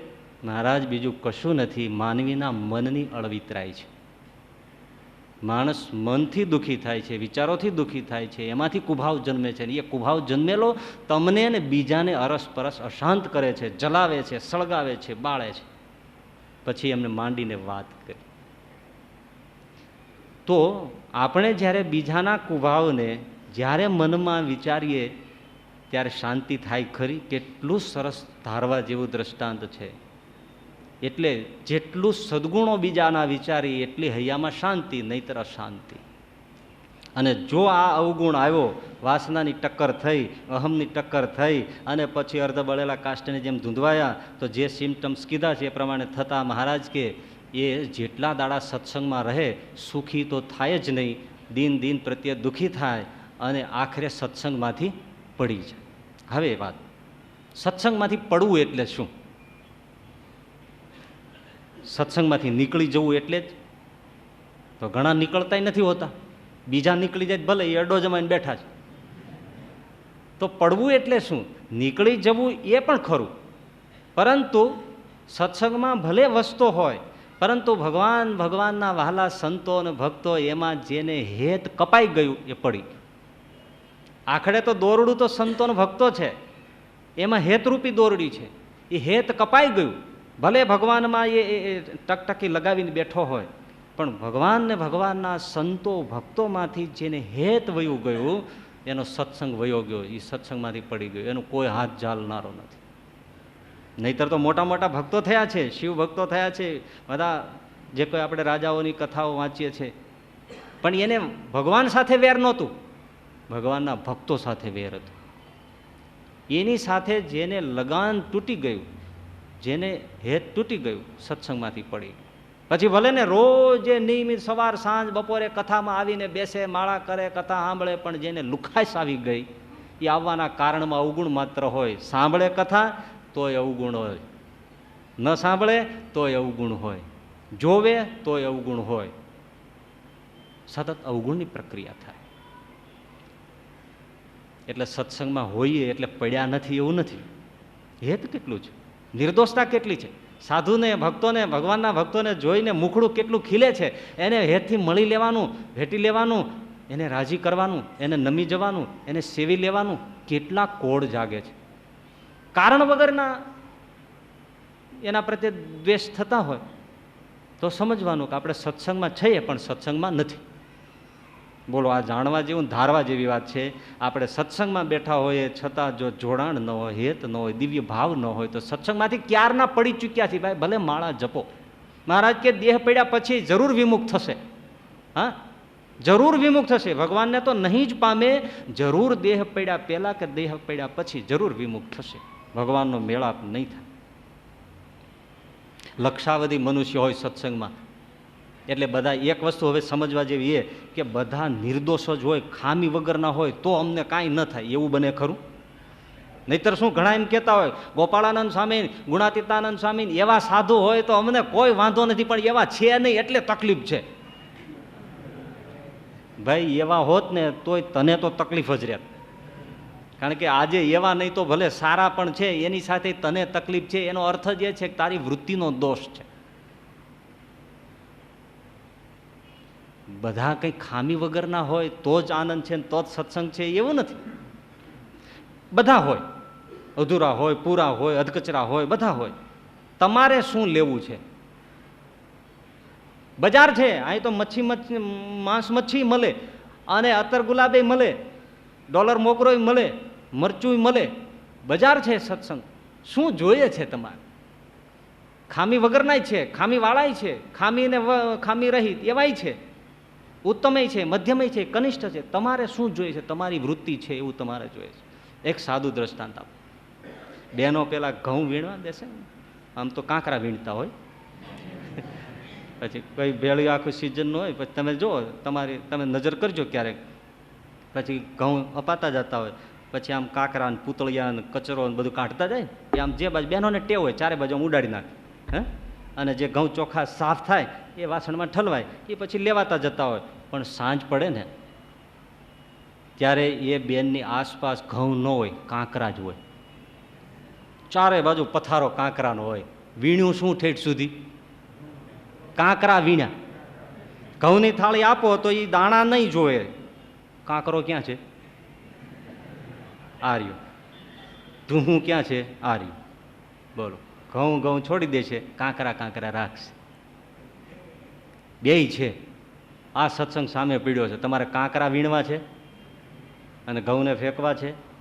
હાથમાં થાળી આવે ને પેલી નજર, કારણ કે દ્રષ્ટિ એવી છે ને, વૃત્તિ એવી થઈ ગઈ, ભાવ એવો થઈ ગયો છે, એવું કામ લઈને બેસી ગયા છે કે ઘઉંના દાણા ઉપર નજર ન જાય, કાંકરા ઉપર નજર જાય. કાંકરો ક્યાં છે? એમ સત્સંગ તો એનો એ છે, ભરેલી થાળી છે, થોડા કાંકરા તો હોય, પણ એ કાંકરો ઘઉંના ભાવે વેચાઈને આવ્યો છે. એ કાંકરો જેવો તેવો નથી, ઘઉંના ભારે. બાકી કઈ 100 રૂપિયા 150 રૂપિયા મણ ઘઉં હોય તમારા, એ કઈ કાંકરાને કોઈ આપે? પછી નોખા કરીને જાઓ ભાઈ હાલો 100 રૂપિયા 150 રૂપિયા ઘઉં લીધા હતા, લઈ ગયો, 1 મણ થઈ ગયા, પાછા રાખો. એનો ભાવ ના આવે. એ કાંકરાનો ભાવ છે, સત્સંગમાં પડ્યો છે તો પડ્યો છે એટલે કાંકરાની કિંમત છે. એમ જ જોખાય છે. લેવું છે શું? બહુ સાદી એક વાત અમારા પુરાણી સ્વામી કહેતા, બહુ સરસ હો, એવી અહીંયા ધારવા જેવી. તમને આમ શાંતિ છે ને? આમ તો શાંતિ, ઉકળાટ હોય તો પીડ્યા કેવા.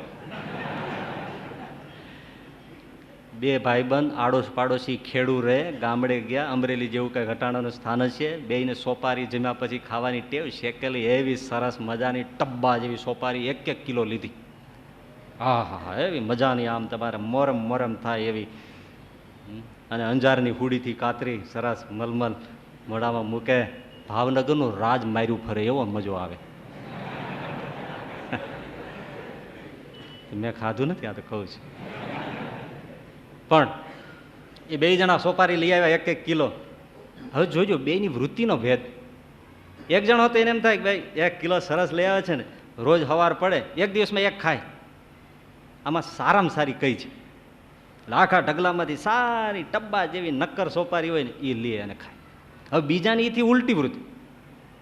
આમાં નબળામાં નબળી છે ને પેલા ખાઈ જાય, એટલે નબળામાં નબળી ગોતે.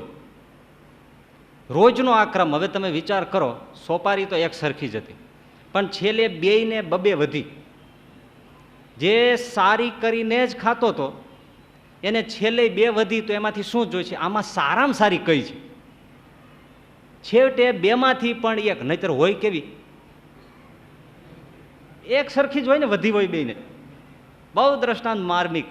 છતાંય પેલો 2 માંથી સારી કઈ છે એ કરીને ખાય, અને ઓઈલો 2 વધી છે એમાંથી નબળામાં નબળી કઈ છે અને નબળી ગોતીને ખાય. સરખી સોપારી એક જણો સારી કરીને જ ખાય, છેલ્લી વધે તો પેલો જે સારી વૃત્તિથી ખાય છે એ શું કે છે? આ સારામાં સારી છે. અને નબળીવાળાને એક વધશે તો શું કે છે? આ હા નકામાં નકામી છે, ખાઈ નાખો ને. બસ એક જ સરખું છે. દ્રષ્ટિનો ભેદ. આપણે શું દ્રષ્ટિથી વૃત્તિથી જઈએ છીએ, જેવું લેવા જઈએ છીએ એવું છે. એટલે અવગુણ એટલે દોષ છે અને દેખાય એને અવગુણ ના કહેવાય. ગુણ હોય એને દોષરૂપ દેખે એને અવગુણ કહેવાય. મહારાજે કહ્યું કે અવગુણ આવે પછી જો અવગુણ હોય એટલા જ દેખાય તો અવગુણ આવ્યો કેમ કહેવાય?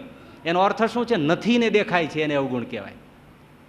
અને ગુણ કોને કહેવાય? કે અવગુણને પણ ગુણરૂપ જોવે છે, સારી રીતે જોવે એને ગુણ આવ્યો કહેવાય. ભલે નબળાઈ છે, ખામી છે, પણ સારી રીતે જોવે. કેમ? યાદ રહ્યું ને કે અવગુણ એટલે ગુણને દોષરૂપ જોવે, અને ગુણવાન પુરુષ ગુણને પણ ખામીને પણ ગુણરૂપ જોવે. ગાંધીજીની પાસે કાગળ આવે, નકરી ગાળો લખી હોય, એમાં 6 ફૂલસ્કેપનો કાગળ, નકરી મહાત્મા ગાંધીજીને ગાળો લખેલી, તમે આવા છો તેવા છો. આખો કાગળ ભાવથી વાંચ્યો બાપુએ, વાંચી પછી કાગળને ડૂચો વાળી કચરા પેટીમાં નાખ્યો, પણ એમાંથી ટાચણી કાઢી લીધી. એટલે મહાદેવભાઈ કીધું કે બાપુ આવડો મોટો સારો કાગળ સારા અક્ષરથી સુશોભિત લખેલો અને તમે ફાડીને નાખી દીધો, તો કે એમાં ટાચણી જ કામની હતી. બસ દોષમાંથી ગુણ જોવે છે એક, બસ આ ટાચણી જ કામની છે, બીજું કંઈ કામનું નથી. એવી રીતે કોઈનો દોષ દેખાય જોજો, ધ્યાન રાખવા જેવો, હૈયે કોતરવા જેવું.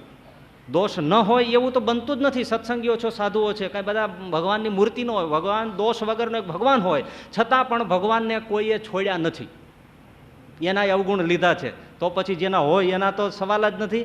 પણ જેને મુમુક્ષુતા છે, જેને સત્સંગમાં વધારો થવાનો છે, હવે એ જોઈએ છે, એને કોઈનામાં દોષ દેખાય એટલે શું વિચારે, આવો મારામાં તો નથી ને. આપણે બે જણા આમ દંડવત કરતા હોય અને પછી હું તમારી સામે મોઢું જોઉં તમારું, અને તમને અહીંયા કંઈક ચૂનો કે ધૂળ ચોપડાઈ જાય તો મને એમ થાય ને કે મને એ નહીં ચોંટી ગયું હોય ને. હા, બીજો માણસ એ અરીસો બની જાય છે કે મને તો પાછું નથી ચોંટી ગયું ને. એમ બીજામાં દોષ દેખાય તો વિચાર કરે, આવો દોષ મારામાં તો નથી ને, આ મને અરીસારૂપ બન્યા, આવું મારામાં તો નથી ને. મારામાં હોય તો મારે જોઈ લેવું જોઈએ, ફેંકી દેવું જોઈએ, કારણ કે આપણામાં હોય તો આપણને ના દેખાય ને, અરીસા વગર તો ખબર કેમ પડે. અને બીજું, એનામાં આવો દોષ છે તો જુઓ કેટલી એની બે આબરૂ થાય છે, કેટલો હેરાન થાય છે. એટલે આમાં ભૂલે ચૂકાય પડાય નહીં. દોષમાં ગુણ જોયો, આ ટાચણી કામની છે ટાચણી, વાગે એવી, જેવી ગણો તેવી, પણ આવું મારામાં નથી. એક બીજું, આવો જો આપણામાં દોષ આવે તો આ કેવો દુઃખી થાય છે, એવો આપણા દુઃખી થાય, આપણે દુઃખી થાય, માટે આ રસ્તે કોઈ દી જવાય. આ ગુણ લે છે. એટલે દત્તાત્રેય ભગવાને વૈશ્યામાંથી ગુણ લીધો. વૈશ્યામાંથી હું નહીતર લેવાનું હોય, વૈશ્યામાંથી આખી રાત એમણે જોયું દત્ત ભગવાને, અને વૈશ્યામાંથી ગુણ લીધો. એક, ઓહો, પર પુરુષને માટે આમ ઝંખ્યા કરે છે, અટારીમાં આવી 16 શણગાર સજી, ચારે બાજુ નજર દોડાવ્યા કરે છે, હમણાં કોઈ આવે, હમણાં કોઈ આવે. આહા હા, આવું મને મારા ભગવાન માટે તલસાટ લાગે, આવો પીયુનો તલસાટ જાગે. શ્રીજી મહારાજે કહ્યું કે જાર પુરુષને જોઈએ છે, પરસ્ત્રીમાં મોહિત જોઈએ છે, ત્યારે એમ થાય છે કે આવું હેત ભગવાનમાં હોય તો કેવું સારું. બીજો ગુણ લીધો દત્તાત્રેયે કે આને કોઈ પુરુષ નથી મળતો, ત્યારે નિરાશ થઈને ભાંગી પડીને મહેલમાં જતી રહે છે. આશા પરમમ દુઃખમ, કોઈ ઉપર સંસારીઓમાં આશા રાખવી એ મોટું દુઃખનું કારણ છે. માટે પરમહંસોએ નિરાશી થઈને જીવવું, આશા માત્રનો ત્યાગ કર. વૈશ્યામાંથી ગુણ લીધો. બોલ, આને ગુણ દ્રષ્ટિ કહેવાય. પણ તમે જોયું, દત્તાત્રેયના માતાનું નામ અનસુયા છે. અનસુયાનો અર્થ એ છે અસૂયા રહિત. અસૂયા રહિત જનનીને કુંખે જન્મે એને દત્તાત્રેયની દ્રષ્ટિ આવે કે જે અનેકમાંથી ગુણ લે. 24 ગુરુ કરે. માં અનસૂયા છે. અસૂયા એટલે ઈર્ષા, પણ ઈર્ષાનું પણ પહેલું સ્ટેપ એ અસૂયા. પણ અસૂયાનો અર્થ શું? અસૂયા. અસૂયા એટલે જેમાંથી કંઈ પ્રસૂતિ થાય નહીં, જન્મે નહીં, એને અસૂયા કહેવાય. અસૂયા શું છે? મનમાં વસે, દેખાય જ નહીં બહાર તમને, અંદર અંદર બળે. તમારું સારું થતું હોય, સન્માન થતું હોય, તમારું નામ બોલાતું હોય, હા, તો અસૂયાવાળો છે એ અંદર અંદર બેડા કરે. હવે એ શું જન્મ શું આપે? બાળવા સિવાય એનો ફાયદો શું? નિંદા કરે તો 5 જણાને તમે ભ્રમિત કરી શકો, એની પાસે જતા અટકાવી શકો, પણ મનમાં બળો એનો તો કોઈ જન્મ જ નથી, કોઈ અસર જ નથી, કોઈ એમાંથી ફલશ્રુતિ મળવાની નથી. એટલે અસૂયા કે જેમાંથી કંઈ નીપજે નહીં, એવી અસૂયા રહિત જે જનની, એટલે આપણી વૃત્તિ અનસૂયા થાય તો આપણે જ દત્તાત્રેય થઈ. એવા દત્તાત્રેય એમાંથી ગુણ લીધો. ગુણ લેવા ન લેવો એ આપણા ઉપર આધારિત છે, સામે અપેક્ષા રાખવાની નથી. બીજી સરસ વાત, ભગવાન બુદ્ધ પાસે એમનો શિષ્ય પરિવ્રજ્યા કરીને ધર્મચક્રને માટે ફરી અને 2-3 મહિને પાછો આવ્યો. ભગવાન બુદ્ધને દંડવત પ્રણામ કર્યા. બુદ્ધે પૂછ્યું, રાખો, લોકો કેવા છે, કેમ છે સમાજમાં? ભગવાન બુદ્ધે પૂછ્યું તો પેલા શું કહ્યું? મારા બધા લોકો હરામી છે, લુચ્ચા છે, અત્યંત અહંકારી છે અને વિકૃત છે, લોકો સંસ્કાર વિહીન છે. ભગવાન બુદ્ધ એટલું બોલ્યા, પંતે ભિક્ષુ, આ તે સમાજનો પરિચય નથી આપ્યો, તારો પરિચય આપ્યો છે. તું આટલા વર્ષ આ સત્સંગમાં રહ્યો છતાં તારી અંદર વિકૃતિ હતી, એ જ તને દેખાણી. તને કોઈ સારો સજ્જન ન દેખાણો, તને કોઈ નિર્માની ન દેખાયો, તને વિકૃતિ રહિત ન દેખાણો. વિકૃતિને તે ઓળખી ત્યારે ને તારામાં વિકૃતિ હતી. માટે તારો પરિચય છે, સમાજનો પરિચય નથી. બીજી વાત બુદ્ધે બહુ સરસ કરી કે કૂતરો મળ, વિષ્ટા, મૂત્ર આવું ગંદી વસ્તુઓ ચાટે છે. ભીખુ, એનો અર્થ શું? મહારાજ, એને ભાવે છે, બસ. વિષ્ટા ભાવે છે એટલે મમળાવે છે. તને ગંદકી ફાવે છે એટલે તું મમળાવે છે. તને જો સત વસ્તુનો સ્વાદ આવ્યો હોત, તને નિર્વાણનો સ્વાદ આવ્યો હોત, તો તે ન મમળાયું હોત. નિર્વિકાર દશાનો તને સ્વાદ આવ્યો હોત તો તે ન મમળાયું હોત.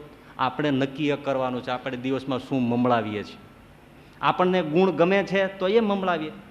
અવગુણ જ મમળાવતા હોય, હાથમાં વચનામૃતનો ચોપડો હોય ને અવગુણ મમળાવતા હોય તો આપણને વિષ્ઠા ભાવે છે, એનું પ્રમાણપત્ર છે. સીધી વાત છે, હું ખોટું નથી કહેતો ને. આપણને શું ભાવે છે એ આપણે મમળાવીએ. કૂતરાને જેમ વિષ્ઠા ભાવે છે તો મમળાવે છે. આપણને જો અવગુણ ફાવતા હોય તેનો અર્થ છે કે આપણને સ્વાદુ લાગે છે, આપણે ભગવાનનું નામ ગમતું નથી, એટલું મીઠું નથી લાગતું. બીજાનો અવગુણ લેવો, બીજાની નિંદા કરવી, બીજાની ઈર્ષા કરવી. નિંદા અમારા નારાયણ ભગત સરસ કહેતા, એ નિંદામાં તો એવો હવાદ આવે કે એવો તો રીંગણાના વઘારનાય સ્વાદ ન આવે, એવો સ્વાદ આવે. રાયતું ને રાયતું નીકળી જાય. મીઠું લાગે તો મમળાવે છે ને. મીઠું લાગે છે એનો અર્થ છે કે જે ગંદુ છે એ ભાવે છે. એ ભાવે છે એ કોનો પરિચય? કોઈ પણ પ્રાણી એવું ચાટે છે તેનો પરિચય શું? કે કૂતરું કે ભૂંડ છે. આપણે એ ચાટીએ છીએ એનો અર્થ શું છે? કે આપણે સત્સંગી કહ્યા એવા નથી, આપણને આ ગંદકી ફાવે છે. એટલે મહારાજે કહ્યું, જેને સત્સંગમાં વધારો થવાનો હોય તો એને સદવાસનાની વૃદ્ધિ થાય. સદવાસના શું છે? મારે સંત થવું છે, મારે શુદ્ધ થવું છે, મારે સેવક થવું છે, મારે દાસ થવું છે, મારે નિર્માની થવું છે. આપણે સાધુ થયા, આપણે સત્સંગી થયા, દોષ ટાળવા માટે થયા છીએ, દોષ વધારવા માટે નથી. આવી સદવૃત્તિનો જન્મ થાય. એટલે શું થાય? કે જ્યાં સારું હોય એને મમળાવે. અને કોઈ દુનિયામાં એવો માણસ જન્મો નથી કે એમાં એકાદો સારો ગુણ ન હોય, અને કોઈ એવો માણસ ન પણ જન્મો હોય કે જેમાં એકાદ દુર્ગુણ ન હોય. એ તો એક સનાતન વાત છે. લેવું છે શું એના ઉપર આધારિત છે. જો લેવામાં ફરક પડી જાય તો વાત આખી તો બદલાઈ જાય. લેવું છે શું? અરે ભગવાન શ્રીજી મહારાજ લક્ષ્મીવાડીએથી બે સંતો આવ્યા. અહીં દાદાના દરબારમાં સંતોને જમવાની પંક્તિ થઈ છે, એ આ વચનામૃત છે. યાદ રાખો, આ વચનામૃતનો અત્યારે હવે આપણે એનો સંબંધ જોડીએ છીએ. આ પ્રસંગમાંથી આ વચનામૃત ઊભું થયું છે. બધા સંતોને પીરસી અને મહારાજે પત્ર છલકાવી દીધા. મહારાજ હાથ ધોઈ અને ખુરશી ઉપર બેસી ગયા. એ વખતે લક્ષ્મીવાડીએ થોડી સેવા પ્રવૃત્તિમાં રોકેલા નિર્મળાનંદ અને એમની સાથેની એક જોડના સાધુ એ થોડા મોડા પડ્યા.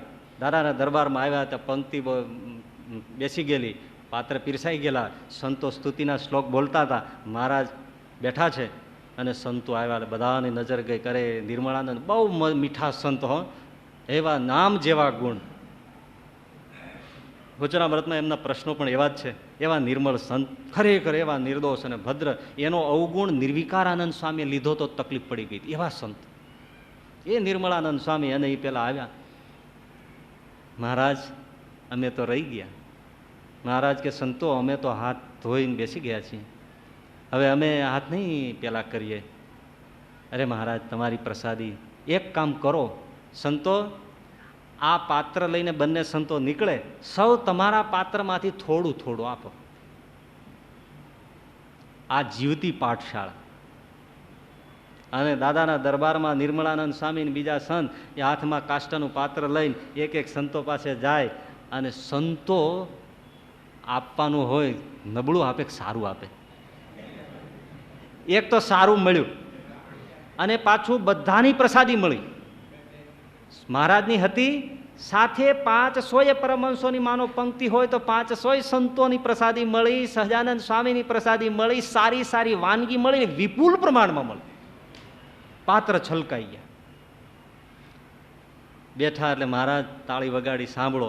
અને આ વચનામૃત મહારાજે ત્યારે કહ્યું, સાંભળો, આ રીતે બધાના જીવનમાંથી જો થોડું થોડું લઈ લેશો ને ગુણ રૂપે, તો તમારું જીવનનું પાત્ર છલકાઈ જશે અને પ્રસાદીભૂત બનશે, પાવન સંસ્કારો હશે અને તમે ભવભવની ભૂખ ભાંગી શકશો.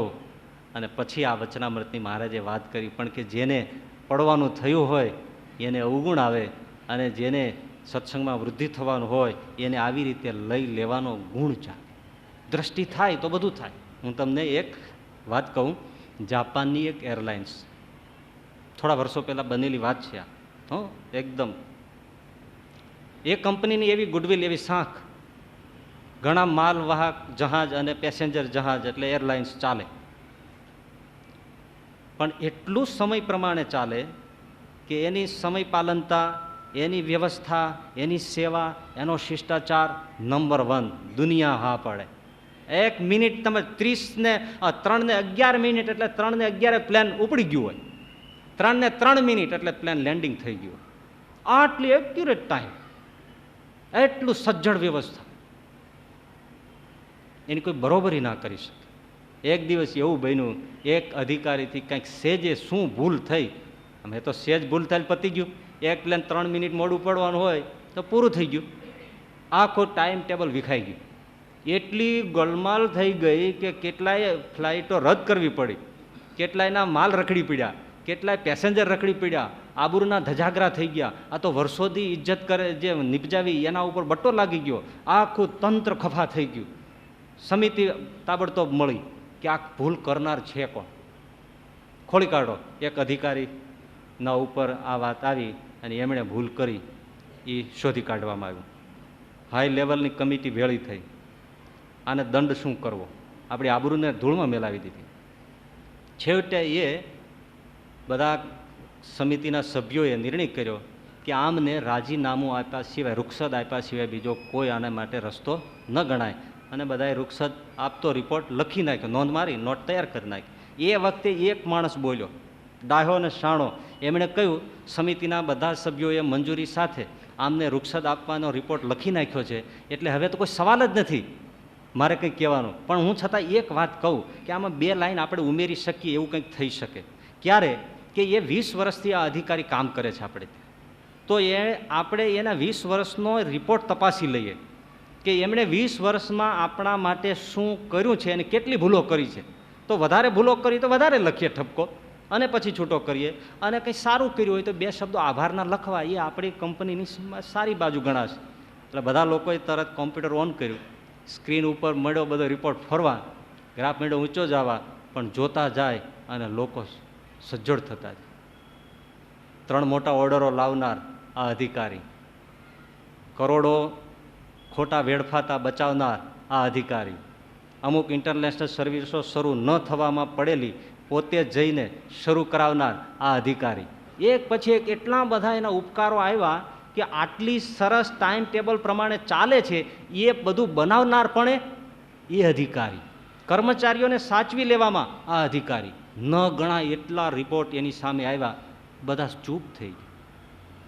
આટલા બધા જેણે ઉપકારો કર્યા છે અને આટલી બધી કંપનીને તરતી કરનાર જે માણસ છે, એનાથી 1 મિનિટની ભૂલ થાય અને આપણે એને કાઢી મૂકો પાણીને પાયે, એ આપણને લાંછન રૂપ કહેવાય. તરત જ રિપોર્ટ ફાડી નાખ્યો અને કાયમી એ માણસને રાખી અને સમિતિ ઊભી થઈ ગઈ. કારણ શું? ગુણ જોયા. અવગુણ જ જોયો હોત તો કોઈ સવાલ જ નહોતો. એમ જ્યારે ગુણગ્રાહી દ્રષ્ટિ આવે, કોઈનો અવગુણ આવે કે આ માણસ આવો છે, સારું, એવો છે ને એવો છે ને, એમ જ રહેવા દો, ખામી તો હોય, પણ હવે એના જે ગુણ છે એની તપાસ, એણે શું શું કર્યું છે, બીજી કઈ કઈ બાબતોમાં સારો છે, બસ તરી જવાય. આ જે ગુણગ્રાહી દ્રષ્ટિ છે તો માણસ પોતાનો અવગુણ છોડે અને મહારાજ કે બીજાને મોટા સમજે.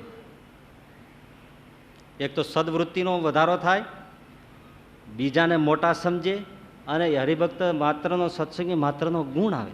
હું મોટો નથી, હું ન્યૂન છું, મોટા તો બાપા બધા છે. હવે બહુ નિખાલસપણે વિચારો છે, મને તમને આપણને બધાને શું થાય કે હું મોટો છું, ન્યૂન તો બીજા છે. થોડે વધતે અંશે, સતત નહીં તો કોઈ પણ એવા પ્રસંગે કે હું મોટો છું, બાકી બધા ન્યૂન છે. ત્યારે એટલો વિચાર કરવા જેવો નહીં કે જ્યારે આપણે પોતાને મોટો ગણીએ ત્યારે એટલું એક કાગળ અને પેન લઈને બેસું કે મારામાં કેવા ન કહી શકાય ને સંભળાવી શકાય એવા કોઈની જાણ બારા પણ મારા દોષ કેટલા, અને મેં કેટલી આજ્ઞાઓ લોપી, અને મેં એમાં ભગવાનને કેટલો છેતર્યો, મેં સંતોને કેટલા છેતર્યા અને મેં કેટલો દંભ કર્યો એનું લિસ્ટ બનાવો, તરત મોટાઈ ઓગળી જશે કે ભાઈ આમાં કોઈને મોઢું જ દેખાડ્યા જેવું નથી. આપણે નકામાં મોટા થઈને પૂજની થઈને બેસી જાય છે, પણ આ લિસ્ટ બતાવે છે કે આમાં કંઈ હારા વાત નથી. બોલો કરવા જેવું કે નહીં? પણ એ લિસ્ટ સામે ધ્યાન નથી આપતા એટલે મોટાઈ ઘુમરાયા કરે છે. હા, લિસ્ટ પડકે પડ્યું છે, પણ એ લિસ્ટ જો ખોલવામાં આવે તો સૌ જીવન છે. સારા નબળા બધા આ તે પ્રસંગો જે બધું પોતાનું જો લિસ્ટ બનાવે ન્યૂનતાનું, તો તરત દેખાય કે હું જ સર્વથી ન્યૂન છું, બાકી બધા મોટા છે, બધા બહુ સારા છે, હું ખરાબ છું. ઓહો, રામકૃષ્ણ પરમહંસના 2 ચેલકા બાજી પડ્યા, એવા બાજ્યા તો મારા બથો બેઠાવી ગયા. હવે માથે તો ટાયલું, પણ હવે એવા બાજ્યા તો માથા ભટકાવ્યા. પ્રશ્ન શું હતો ખબર છે? ઓઈલો કે તારા કરતાં હું મોટો, પેલો કે તારા કરતાં હું મોટો. એવા બાજ્યા ભાઈ, હા હા હા. પછી બાજીને થાક્યા ને એટલે કે હવે એમ તો નિર્ણય નહીં થાય, આપણે બાપજીને પૂછીએ. એટલા પાછા નિખાલસ ખરા. એટલે પરમહંસજી પાસે આવીને પ્રણામ કરીને બેઠા કે બાપજી એક પ્રશ્ન છે. તો કે કેમ આમ આંખો બધી ફરી ગઈ છે અને આ બધા કપડાં બપડા અસ્તવ્યસ્ત થઈ ગયા? તો કે એનું પૂછો માં, અમારા પ્રશ્નનો જવાબ આપો એટલે બધું ઉકલી જશે. તો કે બોલો. તો કે હું કહું છું કે હું મોટો અને આ કહે છે એ મોટો એમ માને છે, અને એનો અમારે ઝઘડો છે. તો ખરેખર તમે બતાવો એટલે અમારો વાત પતી ગઈ. અમારે બેમાંથી મોટો કોણ તમે નિર્ણય આપો, કારણ કે તમે ગુરુ છો, અમારા કરતાં તમે જાણો, અને તમે જે બતાવો એ અમારા નિર્ણય. એટલે અમારા બેમાંથી મોટો કોણ? પણ પરમહંસજીએ બાપાએ 100 સોનાના તોલા જેવી વાત કરી અને આપણા તોલા તોડી નાખે એવી. પરમહંસજીએ કહ્યું કે જે બીજાને મોટો માને એ મોટો. એટલે બોલ્યો કે ના ભાઈ તમે મોટા. ના રે હું ક્યાં, હું તો ઝૂલ્યો. ના રે ના તું મોટો. બોલ્યો કે નહીં મને 5 દંડવત કરવા દે, તું મોટો. પરમહંસજી જોઈ રહ્યા, જોયું? 2 મોટા થયા, આમાં કોઈ ન્યૂન રહ્યું? અને બાજીને 2 ન્યૂન થયા, અને બીજાને માન આપીને 2 મોટા થયા. બીજાને મોટો ગણે, બીજાને માન આપે એ મોટો, બીજાને નાનો ગણે, બીજાને હલકો ગણે, બીજાને દોષિત ગણે, બીજાને ખામીવાળો ગણે એ પોતે જ દોષિત, પોતે જ દોષયુક્ત, પોતે જ અવગુણ. આવી દ્રષ્ટિ થાય તો મહારાજ કે ઓહો, એને 8 પહોર આનંદ, સત્સંગનો આનંદ વર્તે. બોલો, સત્સંગ મળ્યો છે પણ આનંદ. આ દ્રષ્ટિ હોય તો એને બધે ગુણ જ દેખાય. ઓહો હો, કેવા ભક્તો છો. આવા સાધુઓ તો ક્યાંય મળે, બજારે ફરવા જાય આવા મળે, ક્યાંય દેખાય, કેવા સારા છે. હે, આ હરિભક્તો જુઓ ને કેટલા કષ્ટે વેઠીને આવે. ઓહો, કેવા રૂડા છે. ક્યારેક કોઈ કંઈ કહી દે, કોઈ અપમાન કરી લે તો હશે બાપજી કેવા નિર્દોષ છે, કેવા રૂડા છે. અને આવો સત્સંગ, ઓહો, 8 પહોર આનંદ વર્તે. અમારા ચુડાસમા સાહેબ કલેક્ટર, વ્રત થઈ ગયા, 90-98 વર્ષ થઈ ગયા, હવે આવી નથી શકતા, પણ આવે, ઓફિસમાં બેસે, ઠાકોરજીના દર્શન કરે, માંડ ચાલી શકે, દરબારી શરીર, કલેક્ટરનો મોભો ભોગવેલો, પણ સંતના દાસ, એને કહીએ અવસ્થા થઈ ગઈ, કેમ છે બાપા?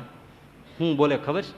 હા હા હા હા સ્વામી, આ સત્સંગ મળ્યો, આ મહારાજ મળ્યા, આ વચનામૃત મળ્યા, આ ભક્ત ચિંતામણી મળી, આ સંતો મળ્યા, શાસ્ત્રીજી મહારાજ જેવા આપણા ગુરુ મળ્યા. આનંદ આનંદ આનંદ છે. સામે છેડો દેખાય છે પણ મહારાજના રથડા તૈયાર હોય એવા ભાસ થાય છે. કોઈ દુઃખ નથી, શરીર તો લટકે, લબડે, શિથિલ થાય, પણ આવો સત્સંગ ન મળ્યો હોત તો શું થાત? એટલે 8 પહોર અમૃતના ઓડકાર છે. કેવો સત્સંગ મળ્યો છે, કેવો દિવ્ય સત્સંગ છે, કેવો દિવ્ય છે. લ્યો કેવાઓ, અને વાતમાં ઓડકાર, હાલી નો કે પણ ખોખારો ખાય, સત્સંગ છે. આવું ન મળે ભાઈ, આવું ન મળે. આવી સમજણ ન મળી હોત તો ક્યાંક પાણો મૂકી અને સિંદૂર ચોપડીને બેઠા હોત ને કંઈક બીજા ન જપાય એવા રીમ ક્લીમ હિમ કરતા. એના કરતા આમ મળ્યું અને આ જપ કરીએ છીએ ભાઈ, આપણા તો ભાગ્યનો કોઈ પાર નથી.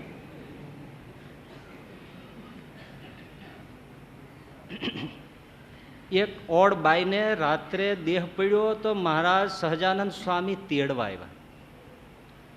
ઓડ બાઈ ઓળખી નહીં. એ કે આપ કોણ? તો કે હું ભગવાન સ્વામિનારાયણ, તમારું આયુષ્ય પૂરું થયું, હું તમને મારા ધામમાં તેડવા આવ્યો છું. અરે મહારાજ, ઓલા દાદાના ભગવાન એ, હા એ દાદાનો ભગવાન એ હું.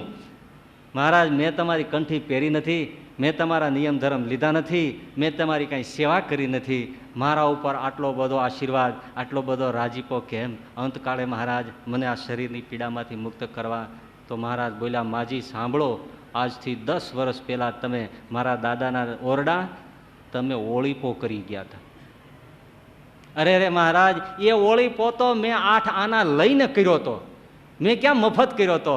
મહારાજ કે પૈસા લઈને કર્યો હતો, પણ તમે કેવા ભાવથી હાથ ફેરવીને ઓળીપો કર્યો હતો. ઓહો, આવા સાધુડા અહીંયા રહે છે, મને આવું કામ મળ્યું, આ સેવા મળી, આપણા કેવા મોટા ભાગ. અરે જેને ભગવાન કહે છે એ અહીંયા રહે છે તો કેવા ભાગ છે. પૈસા લીધા પણ ભાવ હતો ને, એ ભાવથી તેડવા આવ્યા છે. હાલો, આવો સત્સંગ છે, આવો અમૃત છે, એમાં આપણે બેઠા છીએ.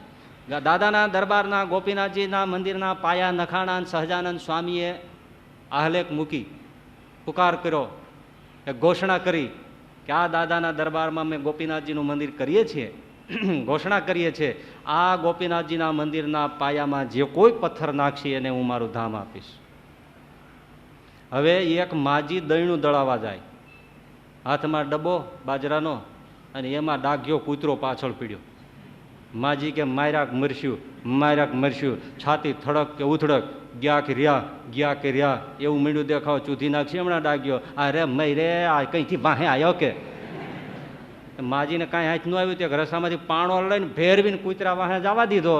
કૂતરું તો મારું ગિલિન્ડર હોય ને, એ બાઉં કરતું ચટકી ગયું, અને પાયામાં દડતો દડતો પેલો માજીએ ફેંકેલો પથ્થરો ગયો. એ ડોશીનો અંતકાળ આવ્યો તો મહારાજ હાથમાં પથ્થરો ખખડાવતા આવ્યા, માજી અમારું પણ છે કે ગોપીનાથજીના પાયામાં પાણો નાખી અને ધામમાં તેડવા આવું, હું તમને તેડવા આવ્યો છું, હાલો. અરે મહારાજ, એ તો મેં કૂતરો તગાડવા નાખ્યો હતો. ભલે તમે કૂતરો તગડવા નાખ્યો, પણ પડ્યો તો પાયામાં.